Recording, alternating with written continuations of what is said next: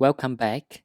In the last lecture, we know that gRPC was invented to solve the communication problem. So let's dive in to see how it works. What is gRPC? It's a high-performance, open-source, feature-rich framework originally developed by Google and now is a part of the Cloud Native Computing Foundation, or CNCF, just like Kubernetes or Prometheus. So what G in gRPC stand for? At first, I thought it's Google. Yeah, you know why? But in fact, it stands for different things in each gRPC release, such as good, green, glorious, and even gRPC itself. You can check out the full list in this link.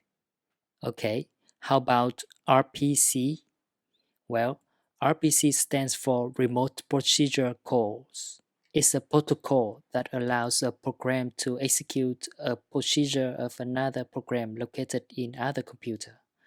And what's awesome about it is that developers don't have to explicitly coding the details of the network interaction.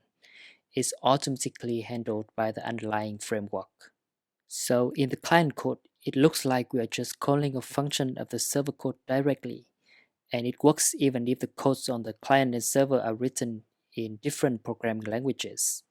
Like in this example, the client code is written in Go and the server code is written in Rust. Now let's see how can gRPC do that. Basically, the client has a stub that provides the same method or function as the server.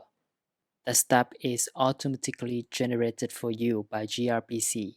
The stub will call gRPC framework under the hood to exchange information with the server over the network. And voila, magically everything just works. Thanks to the stub, the client and server now only need to care about implementing the core service logic. We will see how the gRPC stubs are generated with the help of protocol buffer in the next lecture.